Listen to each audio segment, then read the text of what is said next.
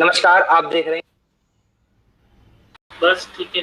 नमस्कार, आप देख रहे हैं हिंद की जमीन न्यूज चैनल। आज हमारे साथ में सुप्रीम कोर्ट के एडवोकेट आईएएस मेनी जी हैं और इंटरनेशनल सिख के हमारे साथ में एक महिला है। हम उनसे बात करेंगे किस तरीके से एक शख्स ने सिख समुदाय को लेकर के एक झूठी अफवाह को लेकर, झूठे केस को लेकर के किस तरीके से पूरे समाज को इकट्ठा किया। हमारे साथ में उनसे बात करेंगे। सबसे पहले आईएएस मेनी जी से, सर आप हमें बताइए किस तरीके से उस शख्स ने झूठी अफवाह के तहत इतना पूरे समाज को एक किया। जी, सबसे पहले तो हमें नमस्कार और आपके सभी जितने भी आपके जो है व्यूवर्स उनके लिए हम बोलते हैं कि हमें देख रहे हैं और आपके चैनल को लाइक और सब्सक्राइब करें। उसके बाद मैं आपको बताना चाहूंगा कि 22 तारीख को हमारे पास एक इंसिडेंट आया था, उसमें बताया गया कि एक सिख जो है उनके साथ जो ये घटना घटित हुई है और उसको लेते हुए जो इंटरनेशनल सिख काउंसिल की प्रेसिडेंट हैं ये लोग वहाँ पहुंचे और मुझे भी इनफैक्ट बुलाया गया कि आप इनकी जो स्टेटमेंट लिखवाना चाहते हैं वो आप लिखवाएं। उसके अंदर उन्होंने कई तरह की उन्होंने स्टेटमेंट दी उसके अंदर कि उनके ऊपर 25 लोगों ने हमला करा, उनकी दाढ़ी को खींचा गया, उनकी पगड़ी उतारी गई। उसको एक उन्होंने कॉमनल दो कम्युनिटी के बीच में बनाने की उन्होंने कोशिश करी, उन्होंने लिखवाया। हालांकि उस समय तक हमें ने इस बारे में कुछ भी इंक्वायर नहीं करा था। Basis of his on speaking जो है उनकी स्टेटमेंट कराई गई, उन्हीं के कहने के अकॉर्डिंग कराई गई। लेकिन जब हमें नेक्स्ट डे पता लगा तो हमें बहुत ही धक्का लगा कि इसके अंदर उन्होंने जो स्टेटमेंट दी या जो उन्होंने कहा उसके अलावा उसमें सारी फुटेज दिखाई जा रही है, लेकिन जो उन्होंने उसे कॉमनल बनाने की कोशिश करी कि उनकी दाढ़ी जो पहले से क्रिमिनल था और एक सिख समुदाय को लेकर के वो एक लोगों के दिलों में गलत संदेश देना चाह रहा था, उसके क्या पीछे मंसूबा था उनका?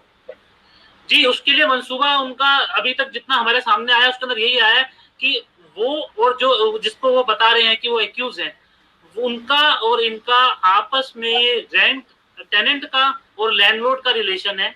वो जो है वो पार्टी टेनेंट है वहां पर और वो पार्टी अपना सारा किराया दे रही थी।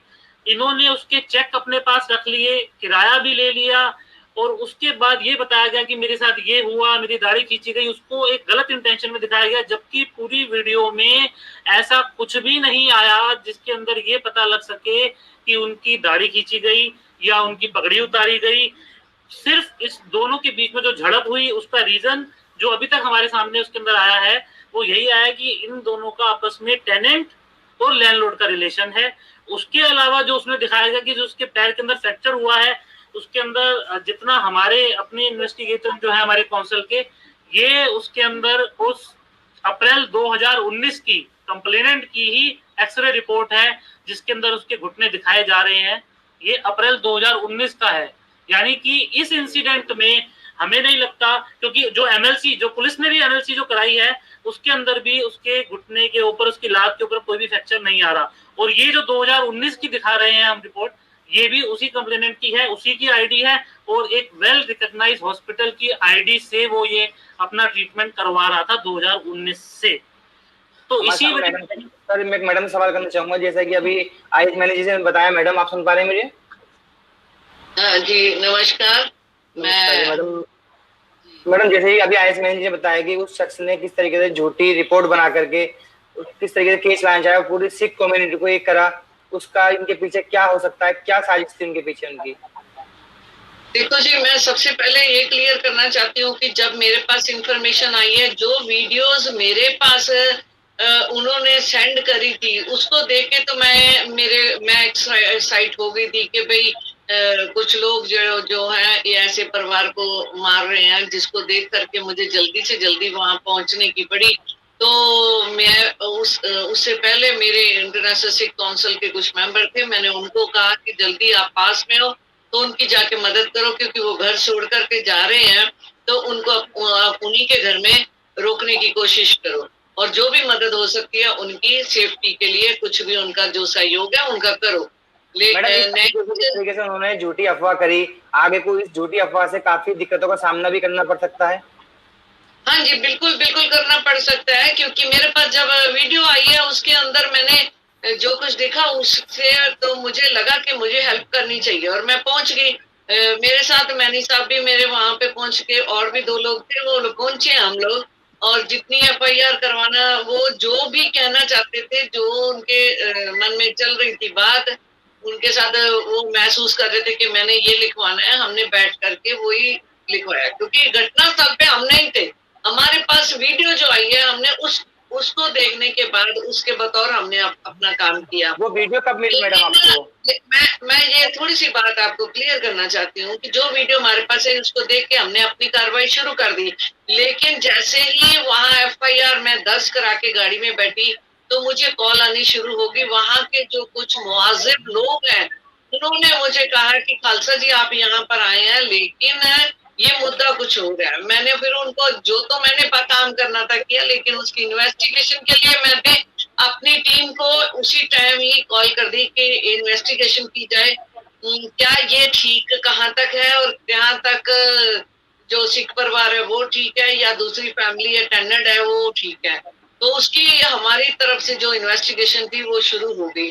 वो शुरू होने के बाद हमारे वो मैं कहूंगी कोहली परिवार ने उसके बाद कुछ वीडियो हमें क्यों दी, ये सबसे बड़ी गलत बात जो मुझे लगी कि उसके बाद वो कुछ वीडियो उन्होंने अपने पास सेव करके रखी थी, बाद में आधी वीडियो हमें दिखाई। तो सारी वीडियो देखने के बाद हमारी इन्वेस्टिगेशन होने के बाद हमें काफी कुछ जो मिला वो कोहली साहब के परिवार की तरफ से ठीक नहीं मिला, जिसको मद्देनजर करते हुए हमने दूसरी फैमिली भी उनसे भी बातचीत करी है, उनसे भी हमने पूछा और बहुत बड़ी बात क्लियर हुई है कि वो परिवार के साथ सिख परिवारों का एक अच्छा रिलेशन हमें देखने को मिला और उनकी बैकग्राउंड हमने पता करवाई है। काफी वो लंगर गुरुद्वारे में सेवा करते हैं, सिख परिवारों के साथ उनका अच्छा रिलेशन है और सिख कम्युनिटी के साथ उनकी बहुत बड़ी सेवाएं चल रही है। तो चलो इनसे हमें कुछ वो बात नहीं आती, पर जहां तक मेरा मन जो दुखी हुआ है कि अगर कोहली साहब ने हमारे साथ हमारे से हेल्प लेनी थी तो हमें पूरी टोटल वीडियो क्यों नहीं भेजी, आधी वीडियो हमें क्यों भेजी? घटना के कितने दिन बाद आपको वीडियो प्रोवाइड हो पाई? घटना 13 तारीख की है और जो कौंसल को इन्फॉर्मेशन आई थी वो 22 तारीख को रात को इन्फॉर्मेशन आई थी, जिसपे कौंसल की प्रेसिडेंट ने 23 तारीख को ही वहां पहुंचकर जो थाने है वहां पहुंचकर हमें ये बताया गया था कि उनकी स्टेटमेंट नहीं ली जा रही है, पुलिस उनकी स्टेटमेंट रिकॉर्ड नहीं कर रही है। हमें 22 तारीख को रात को ये इन्फॉर्मेशन आई थी कि ये वीडियो है और 13 तारीख का इंसिडेंट था। मैंने जब आपको कॉल आई कि किस तरीके से सिख समुदाय को पीटा जा रहा है, उनकी गाड़ी खींची जा रही है, इस कॉल को पहुंचने के बाद में आप वहां पहुंचने के बाद में आपको थोड़ी देर बाद कैसे पता लगा कि ये झूठी भी हो सकती है? जी बिल्कुल, क्योंकि जैसे ही ये चीजें लाइव हुई, ये चीजें लाइव फेसबुक पे चल गई थी 23 तारीख को कि ऐसे ऐसे इंटरनेशनल सिख काउंसिल जो है वहाँ की प्रेसिडेंट है बीबी तविंदर कौर खालसा, ये वहाँ पहुंची है मॉडल टाउन थाने। तो ये चीजें उसी समय फेसबुक पर लाइव होनी शुरू हो गई थी। सिख कम्युनिटी में बहुत ही रोष था। जैसे ही ये चीजें और लोगों के कम्युनिकेशन में आई, उन्होंने फेसबुक पे देखा और आपके सोशल मीडिया के चैनल पे, आपके चैनल के माध्यम से देखा, तो इनको कॉल आनी शुरू हुई कि ये जो है ये पर्टिकुलर जो कंप्लेनेंट है इसके अगेंस्ट की कुछ चीजें हमारे पास आई, जैसे कि उनके ऊपर एक POCSO protection of child against sexual offences का भी केस चल रहा है, जिसमें उस लड़की की बाद में डेथ हो गई और ये वाला केस अभी पेंडिंग है, मैं बता रहा हूँ, जिसका कोई डिसीजन अभी नहीं आया, लेकिन उसमें भी वो अरेस्ट हो चुके हैं। ठीक है, अभी जो एक मिनट मैं मैडम से सवाल करना चाहूंगा। मैडम, जिस तरीके से उन्होंने एक सिख समुदाय को इकट्ठा करा और एक झूठी कॉल करी, इस तरीके से आगे कोई सच्चाई की कॉल करता है उसमें कभी दिक्कत का सामना करना पड़े इस तरीके से? नहीं, मैं बिल्कुल इसके ऊपर एक्शन पूर्ण तौर पे लूंगी, क्योंकि ऐसे तो हमारी सिख कम्युनिटी में बदनामी होगी, क्योंकि ये पर्सनल कोई इनका लेन देन कोई मैटर डिफरेंट है, दूसरा मैटर है, उसके ऊपर ये सिक्खी का जामा पहन करके अगर ऐसा काम किया जाएगा तो मैं सारी जथेबंदियां जो सिख जथेबंदियां हैं मैं उनको बेनती करूंगी कि उनके जो भी जथेबंदी में जथेदार है वो पूर्ण तौर पे इन्वेस्टिगेशन करके मदद, देखो एट द मोमेंट किसी की जान पे बन के आई है जरूर करे, ये मना ही नहीं है, क्योंकि ये मदद इंसानियत का एक फर्ज बनता है। अगर हम सड़क पे किसी को तड़पता देखते हैं, पहले हमारी ड्यूटी मॉरल ये बनती है कि उसकी जान बचाई जाए। जान बचाने के बाद उसकी इन्वेस्टिगेशन जो है, मैं सारी जथेबंदियों को हाथ जोड़ करके जरूर बेनती करूंगी कि वो इन्वेस्टिगेशन करने के बाद वो उस पक्ष पे बात करें। इससे कम्युनिटी की बेइज्जती होती है और जो जेन्युइन केस हमारे पास आएंगे हम उनमें भी धोखा खा के उनकी मदद के लिए भी नहीं उतर पाएंगे अगर ऐसा होए। देखो ये पर्सनल उनकी रंजिश है, पर्सनल उनकी पब्लिसिटी लेने का मैटर है, या क्या ऐसा है यानी कि मैडम आपसी रंजिश के चलते, मैडम एक मिनट, आपसी रंजिश के चलते जिस तरीके से उन्होंने एक समुदाय को इकट्ठा किया, क्योंकि आपसी रंजिश के चलते, क्योंकि समुदाय एक कम्युनिटी को इकट्ठा करना काफी हद तक गलत है वो। बिल्कुल बिल्कुल आपने ठीक कहा कि गलत है। ऐसे तो कोई जेन्युइन केस भी होगा, कोई सच में उनके साथ होगा, तो फिर हम तो वहां भी नहीं खड़े हो सकते। ये तो शेर आया, शेर आ गया तो फिर बंदा गया।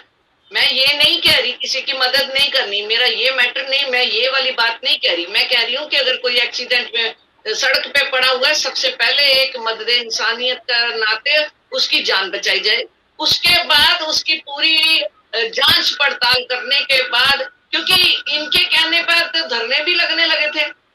ये तो शुक्र है कि हम लोगों को थोड़ी इंफॉर्मेशन ऐसी आई तो हमने पहले इन्वेस्टिगेशन सारी करवाई है, नहीं तो हमारी बहुत जत्थेबंदियां, बहुत प्यार सत्कार सम्मानित जत्थेबंदियां हैं सिख कम्युनिटी की, तो वो तो अपने आप को निछावर करने के लिए तैयार हो जाती हैं। और वाकई में वहां पे जो सम्मानित जत्थेबंदियां एकत्रित हुई हैं, और वो तो धूप में बैठ बैठ के धरने लगा के इनके लिए सब कुछ करती, और ये अपने घर में बैठे। और मैं क्लियर करना चाहिए, आज 23 तारीख को इनकी हमने FIR करवाई है, और 23 की रात तक हमारे पास इनकी FIR की कॉपी आ चुकी है, FIR होकर के आ गई है। और 23 के बाद मैं खुद एक बार फिर इनको मिलने के लिए गई हूँ और इनसे पूछा कि सब ठीक है भी, आपने के ये जो एलिगेशन लग रहा है क्या ये ठीक है? तो इनका आंसर मेरे लिए सेटिस्फैक्टरी नहीं था, मेरे को सेटिस्फेक्शन नहीं हुई। मैंने उनको बोला है कि मैं सारी चीजें, जहां दाढ़ी की बात कर रहे हैं, जहां पर ये टुकड़ों की एक्शन जरूर आ रहे हैं, लेकिन उसकी डीप जो उसकी आवाज है, जो वो बोल रहे हैं, ऐसे तो मैं ऐसे कर दिया तो आपने मुझे बोल दिया, ऐसे नहीं कर सकते हम लोग। जो बात गलत है, आप अपनी पर्सनल रंजिश है, कोई पैसे का लेन देन है, कोई आपसी कोई मनमुटाव है, उसको अपने तौर पे लड़ाई को लड़े। लेकिन ये मेरी बेनती पूरे सिख जगत को है और पूरी जत्थेबंदियों को भी बेनती है कि ऐसे धर्म की आड़ के अंदर अपनी दुश्मनियां ना करो, क्योंकि ये धर्म जो है इसको मजाक मत समझो। बहुत हर्ट हुई मैं ये वाला केस करने के बाद, बहुत हर्ट हुई मैं।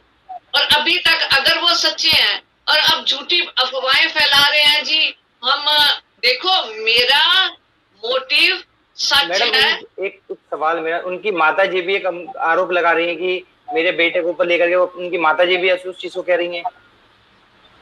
देखो जी, ऐसे तो उनकी माता जी जो कह रही हैं हम उनका सम्मान करते हैं, वो बड़ी हैं, वो माँ है, अपने बेटे के लिए तो रोएंगी। लेकिन बेटा अगर क्या कर रहा है, वो दूसरों के साथ क्या कर रहा है, ये चीजें तो फिर जो दूसरा पक्ष है वो भी तो भाई अपने को देखेगा ना।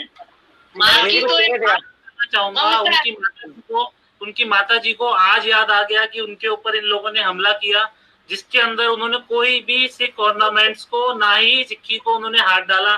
तो उनको आज तो याद आ गया कि मेरा बेटा है। जब उसी बेटे के ऊपर पॉक्सो लगी, उस लड़की का रेप हुआ, उस लड़की की लाश उनके घर से मिली, तब उनको याद नहीं आया था? क्या वो लड़की किसी की लड़की नहीं थी? क्या वो लड़की किसी की बेटी नहीं थी? क्या वो लड़की इंसान नहीं थी? जब वो लड़की का रेप हुआ और वो लड़की वहां मिली और उसके अंदर ये 6 महीने अंदर रहकर आया, तब उसको याद नहीं आया कि क्या इंसानियत थी? क्या उस लड़की को इंसाफ नहीं करना चाहिए? मैंने जी, जैसा कि आपने कहा उस लड़की को इंसाफ नहीं मिलना चाहिए, आखिर क्यों इन्होंने एक झूठा एक केस लाने के लिए, या उनसे किस तरीके से इन्होंने अफवाह बनाई और पूरी सिख कम्युनिटी को इकट्ठा किया? इसके लिए अगर जैसे मैंने आपको ये एक केस बताया, इसी तरह एक 420 का केस भी इनके ऊपर पेंडिंग है, 420 420 IPC सेम थाने के अंदर इनके ऊपर, वो भी पेंडिंग चल रहा है। और हमें और भी इन्वेस्टिगेशन जो है प्रेसिडेंट साहब ने करी है, उसमें भी यही पाया गया है कि कुछ लोगों के अनऑफिशियल बयान है, जिसके अंदर उन्होंने कहा है कि ये चेक्स वगैरह लेके इस तरह करता है। और ये भी अनऑफिशियल ही इंफॉर्मेशन, अभी तक we are not confirm for it, कि नियर अबाउट 35 से 40 केस उनके चल रहे हैं पेमेंट को लेकर, इस चीज को लेकर। तरीके से लगता है सर ये किस तरीके से, यानी कि जैसे ये करते रहे, एक सिख कम्युनिटी को पूरी तरीके से बदनाम करने की साजिश चल रही है। बिल्कुल, ये बहुत ही दुखद है, ये बहुत ही दुखद है कि इस सिख इतिहास में ये पहली बार हुआ है, ये पहला ऐसा मैटर आया है जिसके अंदर ये देखा गया है कि उनके एंड से इतनी चीजें आ रही हैं। अगर आप आज किसी से भी पूछे कि किसी 11 साल की लड़की के साथ ये होता है तो उसे क्या दिया जाए, हर कोई इंसानियत से प्यार करने वाला आदमी यही बोलेगा कि उसे फांसी दी जाए। मैं भी उसे यही बोलूंगा। हमारे पंजाब सिख समुदाय के अंदर सर जितना सम्मान महिलाओं को दिया जाता है शायद ही सर किसी को मिलता हो सर। जी जी जी बिल्कुल, माइनॉरिटी में चाहे वो मुस्लिम हो चाहे वो सिख हो, सिख जो है वो महिलाओं को पूरा सम्मान देते हैं। और ये पहला केस ऐसा आया है जो इसके अंदर ये पाया गया है कि उसने इनफैक्ट ये 295A जो मैं आपको बताना चाहूंगा उसने यूज करने की कोशिश करी है ताकि उसका केस स्ट्रांग हो, तभी उसने ये स्टेटमेंट दी कि मेरी पगड़ी उतरी। उस जगह पर 15 कैमरे लगे हैं, 15 में से प्रेसिडेंट साहब को बताएंगे कि किसी भी कैमरे में ये नहीं देखा गया कि उसकी पगड़ी उतरी हो या उसकी दाढ़ी खींची हो। हाँ, झड़प जरूर देखी गई है, दो पार्टियों में झड़प, चेक के लिए, पैसे के लिए, किसी भी चीज के लिए, लेकिन उसको मिसयूज करके एक तो कौंसल को झूठ बोला गया कि ये सिक्खी का मामला है, कौंसल वहां पहुंचती है, उसके बाद जब कौंसल मदद करती है उसके बाद भी नहीं बताया गया कि ये एक्चुअल मैटर था, 420 का मैटर उसके ऊपर चल रहा है, ये नहीं बताया गया। और सिर्फ इसको अपने पर्सनल मोटिव के लिए यूज करा गया, अपने पर्सनल गेन के लिए यूज करा गया, वो बहुत ही दुखद है। और मैं मानता हूं कि कोई भी इंसानियत से प्यार करने वाला आदमी इसकी निंदा करेगा। मैडम जिस तरीके से भी आईएएस मेनन जी ने बताया कि किस तरीके से आपको वहाँ 15 सीसीटीवी कैमरे लगाए गए थे और कोई भी कैमरा प्रूफ नहीं कर पाया इस चीज के लिए। नहीं, बिल्कुल ये बात मैंने आपको पहले ही क्लियर कर दी है कि आधी वीडियो भेजकर पब्लिक को, संगत को जो है गुमराह किया गया। उसके बाद अब वीडियो और 4 रात को मेरे पास और आ गई हैं, जिससे फिर मैंने फटाफट कहा कि मैं इसके क्लियरेंस दूंगी। देखो, इंसाफ सबसे बड़ी पूजा है और इंटरनेशनल सिख काउंसिल पूर्ण तौर पे इंसाफ करेगी। मैं ये नहीं समझूंगी, मैं ये नहीं देखूंगी कभी भी कि वो सिख है तो मैंने उसको जैसे कैसे उसको मैंने उसकी सेफ्टी करनी है या मैं उसकी फेवर में चलूंगी। अगर वो गलत है तो वो गलत है, उसकी गलती की उसको सजा जरूर मिलनी चाहिए। अगर दूसरा कोई शख्स ठीक है तो मैं उसकी फेवर में।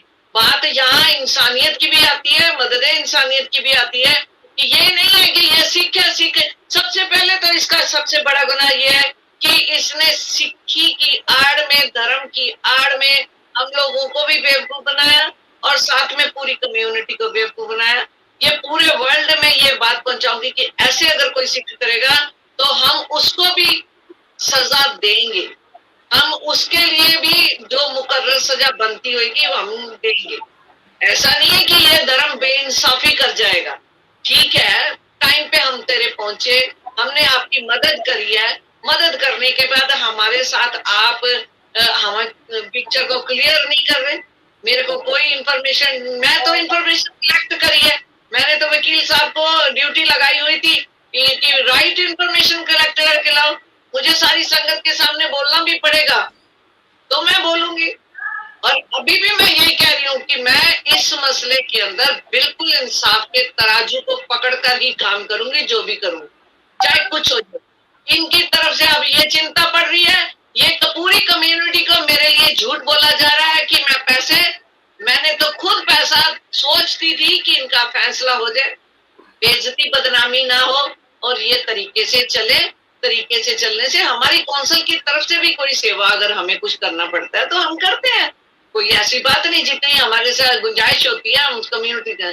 ये अब ये देख रहे हैं कि बीबी जी पक्ष बदल रहे हैं, मैं पक्ष इंसाफ के लिए बदलू। मुझे पूरी इन्वेस्टिगेशन हमारी हो चुकी है, उधर से भी और इधर से भी। जो सच होगा वो मैं सामने लेकर के आऊंगी।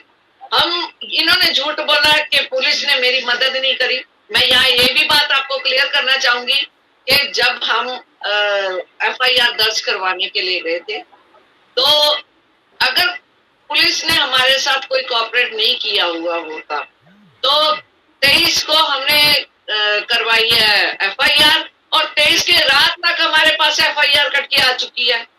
फिर अगर हमारे साथ पुलिस ऐसे करी, हम क्यों झूठा उनको बदनाम करेंगे भाई?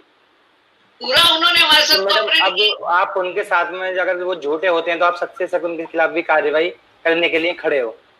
बिल्कुल मैं करूंगी कार्रवाई। मैं बिल्कुल पूरी सारी जथेबंदियों को भी बेनती करूंगी कि ऐसे सिख को सख्त से सजा, हम सजा भी देंगे। और दूसरी बात कि ऐसा अगर कोई कम्युनिटी के साथ धोखा करेगा धर्म की आड़ में, वो अपने पर्सनली वो फायदा उठाने की सोचेगा, तो वो माफ नहीं किया जाएगा। इंसाफ तो इंसाफ ही होगा, इंसाफ का तराजू जो है वो बराबर पलड़े में चलेगा। ये नहीं हो सकता। तरीके से भी मैडम ने बताया है कि किस तरीके से उसे अगर वो गलत होता है उसके खिलाफ भी मैडम सख्त से सख्त कार्रवाई करने की खड़े रहेंगे उसमें तैयार।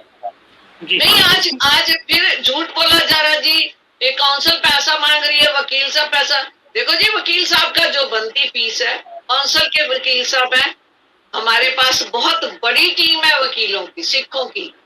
वो जितनी फीस उनकी बनती है वो काउंसिल की तरफ से जितनी उनकी सेवा बन सकती है वो करते हैं, वो खड़े हैं, ठीक है। बाकी ऐसा तो नहीं है जी वो मैं बिल्कुल ही उनको इसके अंदर घुसा, उनका जो जायज बात बनती है वो उनका। मैडम सर का सवाल है। हाँ सर बोलिए। जी, मैं इसमें थोड़ा इंटरफेयर करूंगा। जो मैडम ने कहा बिल्कुल सही कहा, लेकिन जो इस तरह के फैक्ट्स हमारे सामने आएंगे, ये सिर्फ इंसान नहीं इंसानियत के दुश्मन है। तो ऐसा कोई केस हमारे जो वकील इंटरनेशनल सिख काउंसिल के साथ जुड़े हैं, मैं आपको बताऊंगा कि इस केस के अंदर मैंने भी शुरू में देखकर वकालतनामा लगाया था, लेकिन जब मुझे प्रेसिडेंट साहब ने बताया कि इसके अंदर ये फैक्ट्स आ रहे हैं कि ये इंसान नहीं इंसानियत का दुश्मन है, जो 11 साल की लड़की के साथ कुछ कर सकता है वो इंसान नहीं है, वो किसी भी धर्म में किसी भी समुदाय में इंसान नहीं है। तो उसको देखते हुए हमने भी अपना वकालतनामा विड्रॉ करा, उसको देखते हुए कि जो इंसान इस फैक्ट्स के साथ आ रहा है, हमारे साथ काउंसिल के साथ जुड़ा हुआ कोई भी एडवोकेट उसकी कोई पैरवाई नहीं करेगा, उसकी पैरवाई कोई भी सिख। मैं ये अपील भी करता हूँ सिख एडवोकेट से, अगर वो सिख एडवोकेट हैं और उनकी नॉलेज में ये फैक्ट्स आ रहे हैं, वो मुझे चाहे कॉन्टेक्ट कर FIR नंबर, अपना पुलिस स्टेशन नंबर और मुझसे सारी डिटेल ले सकते हैं। ये सब फैक्ट्स हमने वेरीफाई करे हैं, देखे हैं, चेक करे हैं, उसके बाद ही हम ये सब आपको बता रहे हैं। Due to the personal reason हम इसको शेयर नहीं कर सकते पब्लिकली, लेकिन अगर कोई भी सिख हो, मेरे हिसाब से उन्हें ये एज अ सिख जो है वो कौम वो जानी जाती है as a martial, as a lenient, as a peace loving. तो उन्हें भी ये मेरे हिसाब से जो भी इंसान इंसानियत से प्यार करता है, ऐसे एडवोकेट को इस मैटर में ऐसे दरिंदे की मदद नहीं करनी चाहिए। और मैं एक बात और क्लियर करना चाहूंगी कि 23 तारीख को हमने जो FIR थी वो दर्ज करवाई, शाम तक हमारे पास आ गई, ठीक है। उसके बाद हमारा उसके साथ कोई कांटेक्ट नहीं हुआ। हम अपनी इन्वेस्टिगेशन तो कर ही रहे थे, हमारी टीम जो इन्वेस्टिगेशन कर रही थी, लेकिन उसके बाद कोई भी इंटरनेशनल सिख काउंसिल का मेंबर अगर उसके साथ खड़ा हो रहा है या उसके साथ सहयोग कर रहा है विदाउट मेरी इंफॉर्मेशन, इंटरनेशनल सिख काउंसिल की इंफॉर्मेशन, अगर कोई भी शख्स उसके साथ सहयोग में खड़ा होता है तो मैं काउंसिल की तरफ से उसको बर्खास्त कर दूंगी, क्योंकि हम धर्म की आड़ में कोई भी गलत काम नहीं करेंगे। फिर कोई काउंसिल का नाम लेकर के अगर कोई गलत शख्स के साथ खड़ा होगा तो मैं सख्ती से उसको इस काउंसिल से रिमूव कर दूंगी। मैं नहीं उसको, ये मेरा फैसला है। ये एक अच्छी जो है इंटरनेशनल सिख काउंसिल की तरफ से शुरुआत है, ये दिखाने के लिए कि जो इंटरनेशनल सिख काउंसिल है वो इंसान के साथ और इंसानियत के साथ जुड़ी है, पीस लविंग कम्युनिटी है। और अगर कोई भी अभी अगर आपको बता दें करंट स्टेटस ये है कि जो ये है वो इस समय फरार है, ठीक है।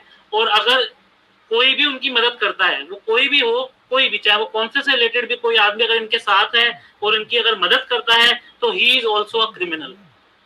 अब 120B34 में वो भी क्रिमिनल है, क्योंकि एक अपराधी को भागने में मदद करना भी you know very well it's a crime. तो इसमें भी काउंसिल ने कहा और काउंसिल इसमें बहुत स्ट्रिक्ट एक्शन लेगी।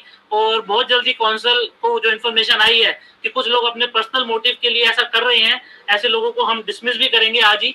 और जो लोग भी उसकी मदद भागने में कर रहे हैं ऐसे क्रिमिनल की, तो उन लोगों वो का भी पार्ट एक एज अ क्रिमिनल ऑफेंस आता है और उन लोगों की भी अरेस्ट उसके अंदर बनती है। ये हम बता रहे हैं आगे जो जितने भी मेंबर्स हैं जथेबंदियां, कि अगर वो ऐसा आदमी है तो उसे पुलिस के सामने आकर अपना पक्ष रखना चाहिए, सरेंडर करना चाहिए, ना कि भागना चाहिए। मैडम आपका बहुत बहुत शुक्रिया, आपने अपना कीमती समय दिया बताने के लिए किस तरीके से कि सिख समुदाय को कम्युनिटी इकट्ठा करके उन्हें बदनाम करने की समझी साजिश की जा रही थी। इसको बताने के लिए बहुत बहुत शुक्रिया।